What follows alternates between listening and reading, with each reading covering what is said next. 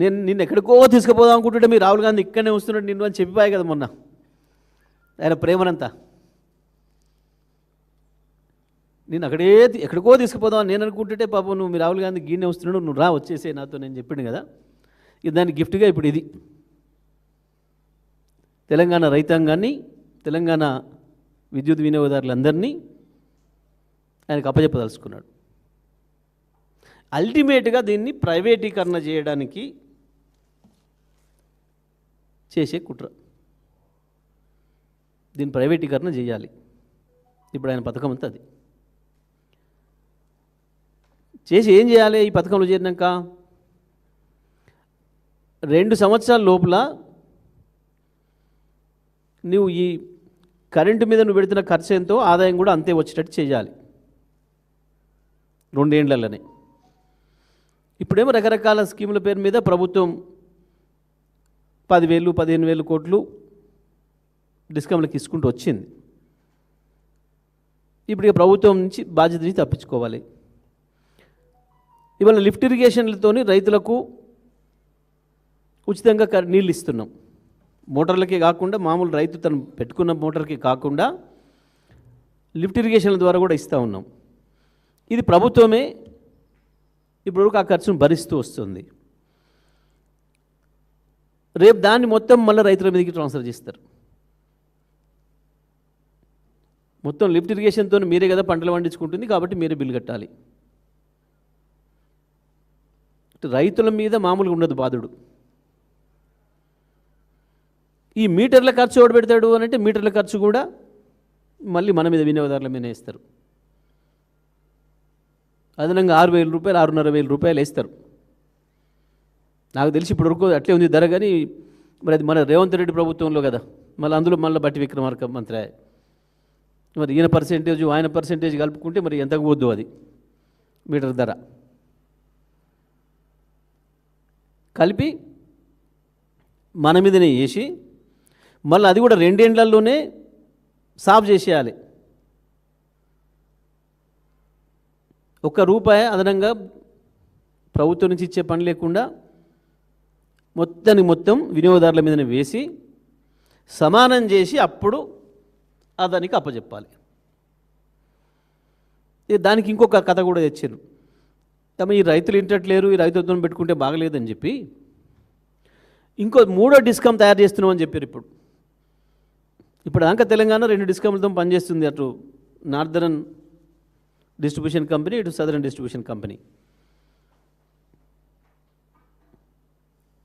అటు ఆదిలాబాద్, నిజామాబాద్, మెదక్, వరంగల్, ఖమ్మం ఏమో నార్దర్న్ కింద ఉంది. హైదరాబాద్, రంగారెడ్డి, మహబూబ్నగర్, నల్గొండ ఇవి సదరన్ కింద ఉన్నాయి.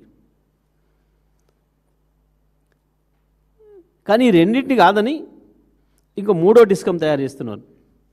దేని కొరకు 3వ డిస్కము అని అంటే ఇక్కడ ఈ కథ దానికి లింక్ అయ్యింది. ఈ 3వ డిస్కమ్ను అచ్చం రైతులకు ఇచ్చే కనెక్షన్స్ ఏదైతున్నాయో, రైతులకు పవర్ సప్లై చేసే లైన్స్ ఏవైతున్నాయో వాటన్నిటిని కలిపి 33/11 kV సబ్స్టేషన్లు అన్నింటినీ కలిపి 3rd డిస్కమ్ చేసి దాన్ని మాత్రం పక్కన పెడతాం, దాని సంగతి తర్వాత. కానీ మొట్టమొదటి మాత్రం వీళ్ళని అప్పచెప్పు, మా చేతికి అప్పచెప్పు అని చెప్పి అదాని చేసే ఒత్తిడితోని మోడీ గారు మొన్న పిలిచి కనుగొట్టడంతో జరుగుతున్న దుర్మార్గం ఇది. తెలంగాణ ప్రజల్ని నట్టేట ముంచి తెలంగాణ రైతాంగాన్ని, తెలంగాణ విద్యుత్ వినియోగదారులందరినీ కూడా చీకట్లోకి నెట్టే అతిపెద్ద కుట్ర. ఇది ప్రజలు అర్థం చేసుకోవాలి. చూసాం ఇప్పుడు మనం స్పష్టంగా ఆంధ్రప్రదేశ్లో కూడా మొదలు ఇట్లనే గత ప్రభుత్వం వాళ్ళ భయానికి లొంగిపోయి ఇక మేము ఒక పైలట్ ప్రాజెక్ట్ కింద పెడతామని చెప్పి శ్రీకాకుళంలో పెట్టి వెనుక విక్కున్నారు. అమ్మో ఇది పెడితే ఖతమైపోతాం, ఖతం చేస్తారు మన ప్రజలందరూ కలిసి అని చెప్పి. ఇంకా ఇందులో మీకు ఆశ్చర్యకరమైన విషయం ఏంటంటే ఉత్తరప్రదేశ్లో ఎప్పుడైతే ఈ ఇన్సిడెంట్స్ మొదలైనయో కాంగ్రెస్ పార్టీ పెద్ద ఎత్తున ఉద్యమం మొదలుపెట్టింది ప్రజల తరఫున. స్మార్ట్ మీటర్లకు వ్యతిరేకంగా కాంగ్రెస్ పార్టీ అక్కడ ప్రజలతో గొంతు కలిపి ఉద్యమాల్లో భాగస్వామ్యమైంది. దాంతో వెంటనే ఇవాళ అక్కడ ఉత్తరప్రదేశ్ రాష్ట్ర ప్రభుత్వం 2-3 రోజుల్లో తేరుకొని లే స్మార్ట్ మీటర్లు అన్నీ తీసేస్తున్నాం, మేము ఎప్పుడైతే మీ పాత పద్ధతిలో పోస్ట్ పెయిడ్ మీటర్లే పెడతాం, ఇక మీరు ఆందోళనకు గురి కావద్దు అని చెప్పి వెంటనే విత్డ్రా చేసుకుంది. మరి కాంగ్రెస్ పార్టీ, రాహుల్ గాంధీ ఖర్గేల నాయకత్వంలో ఉన్న కాంగ్రెస్ పార్టీ ఉత్తరప్రదేశ్లోనేమో స్మార్ట్ మీటర్లు వద్దు, తప్పు అని చెప్పి ఉద్యమం చేస్తూ, మరి తెలంగాణలో మేము అదే స్మార్ట్ మీటర్లను తెస్తాం, ఉత్తరప్రదేశ్లో పీకేసినాయి తెచ్చి ఈడ పెడతాము అని అంటే ఇది ఏమన్నట్టు? కాంగ్రెస్ పార్టీ జాతీయ పార్టీనా లేదా అది ఊరికొక తీరు పార్టీనా? విద్యుత్ పైన కాంగ్రెస్ పార్టీకి మొత్తానికి ఒక విధానం ఉండాలి కదా రాహుల్ గాంధీ గారికి. ఉత్తరప్రదేశ్లో ఏం మాట్లాడుతున్నాడో ఇక్కడ ఇండియాలో తెలంగాణలో కూడా అదే మాట్లాడాలి కదా. అక్కడ వద్దని ప్రియాంక గాంధీ నాయకత్వం వహించి రోడ్ల మీద వరేస్తున్న స్మార్ట్ మీటర్లు తెలంగాణకి ఎట్లా లాభం అవుతాయి, తెలంగాణ వినియోగదారులకు ఎట్లా ఉపయోగమవుతుంది? ఇది రేవంత్ రెడ్డి, బాటి విక్రమార్క లేదా అసలు పై నాయకుడు రాహుల్ గాంధీ సమాధానం చెప్పాలి తెలంగాణ ప్రజలకి. కేసీఆర్ మొత్తుకున్నాడు, అప్పుడే చెప్పిండు, ఎలక్షన్లు అప్పుడే ప్రతి సభలో చెప్పిండు,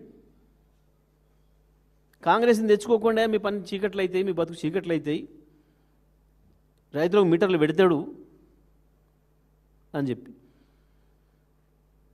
మేము ఇవాళ తెలంగాణ రైతాంగాన్ని కావచ్చు, తెలంగాణలోని అన్ని వినియోగదారులు హైదరాబాద్తో సహా, ఇవాళ ఇక్కడ మనం కూర్చొని మాట్లాడుతున్న ఈ భవన్తో సహా, మీ మీడియా హౌసెస్తో సహా అన్నిటికీ కూడా స్మార్ట్ మీటర్లే వస్తాయి.